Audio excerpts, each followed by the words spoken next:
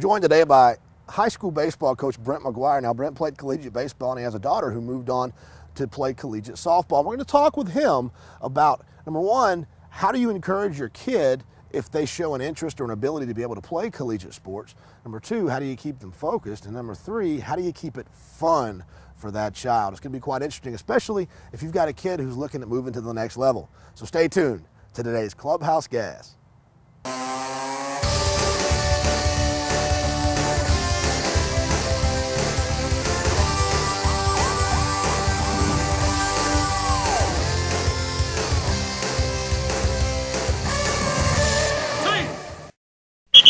We're lucky enough to be joined by Brent McGuire. Brent, thanks for joining us. Casey, my pleasure. We want to talk to you today about kids moving on to the next level. Now, you played college baseball. You've got a daughter who played college softball.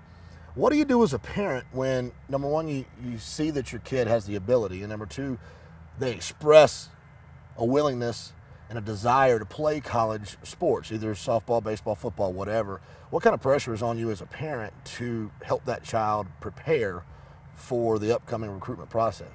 Well, I think, Casey, number one is the recognizing that your son or daughter has the ability to play at the next level. That's number one. If that is the case, then I believe that they need to be on the travel teams, playing pretty much year-round, believe it or not. In today's world of specialization, those that want to play at the next level pretty much are going to be playing all year long throughout their 9th, 10th, 11th, and 12th grade years, knowing the fact that they do have that opportunity to play in college.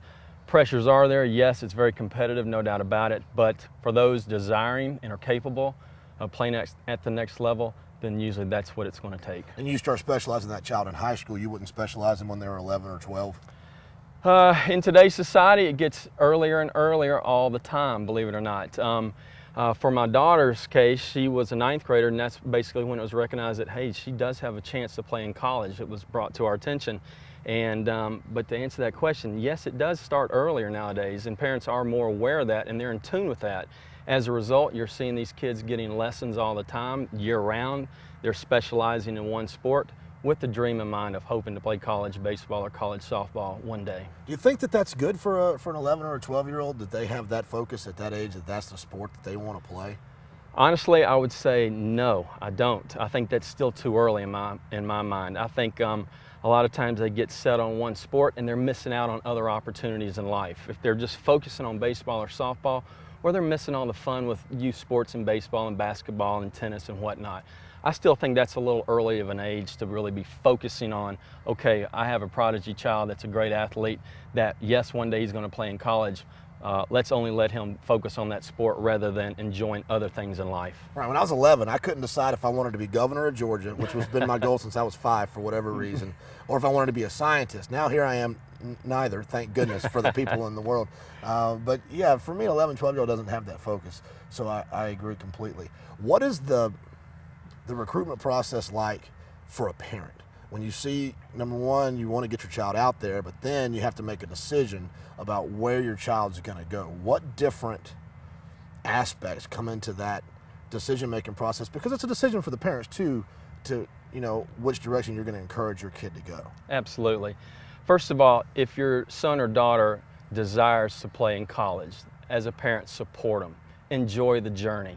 It's a wonderful journey. If that recruitment of that athlete begins roughly in the 11th grade year, then things really start getting rolling pretty good. You're going to be getting phone calls, letters, emails, text messages, invites. It's exciting though. Right. Not many kids get an opportunity to be recruited out of high school and go on to play at the next level. So my advice to the parents is enjoy the journey. It was a wonderful experience for my wife and myself to see my daughter go through the recruiting aspect and to go visit schools and then ultimately have her make that final decision as to where she wanted to go to school. I have the opportunity when I'm not doing Clubhouse Gas to broadcast a high school football for a local high school on the radio. We do play-by-play and color commentary, and we have a very talented kid who's a junior.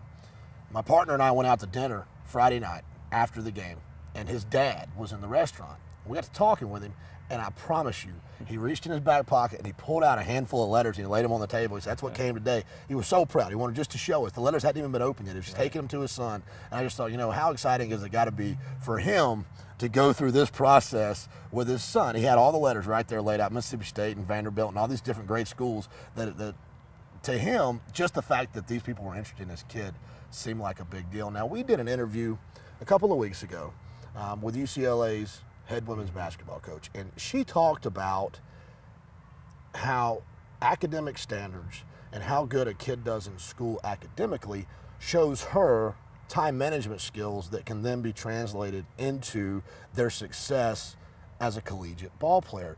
What kind of parallel do you see by what she was talking about and what you went through yourself and with your daughter? I agree 100%. First of all, it's the responsibility issue. Are you able to manage your time, and can you manage it wisely?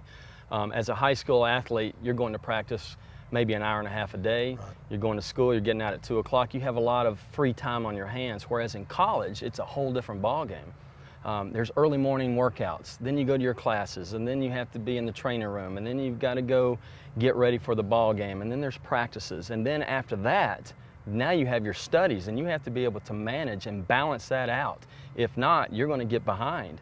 And so an individual that can balance their academic life as well as their athletic life, they're going to be successful and be able to handle that issue. It is a demand, though. To finish up, finalize the interview, when you have a child who's specialized, they're looking to move to the next level, they've specialized themselves, they're playing year-round, they've gotten serious about this sport, how do you as a parent help keep it fresh and fun for that kid so that they don't get burned out and not want to do it anymore? How do you encourage them just to have a good time when it's gotten so serious that you're basically trying out for a job? Well, you have to keep everything in the right perspective and the right framework. If a child, that's your daughter, if she's struggling at the plate or struggling in the field, well, she's going to carry it home with her. It's going to bother her and affect her. And as a parent, we have to be the support group for her and just say, look, you have 60 games on your schedule. You had a bad day, the sun's coming up tomorrow, get ready to play ball the next day, and just enjoy it while you're in there. As I said, it's all a journey. And throughout that journey, there's going to be many ups and downs. And you're going to experience the highs and the lows throughout the season. And if you can just keep a good perspective and a good balance, you're going to win out in the long run. Well, Brent, thank you so much for joining us here today. We really appreciate it. That's going to do it for us here today. Remember, it's important, but let's have a good time out there while we keep our kids focused. That'll wrap it up for us today. We'll see you right back here tomorrow on Clubhouse Gas.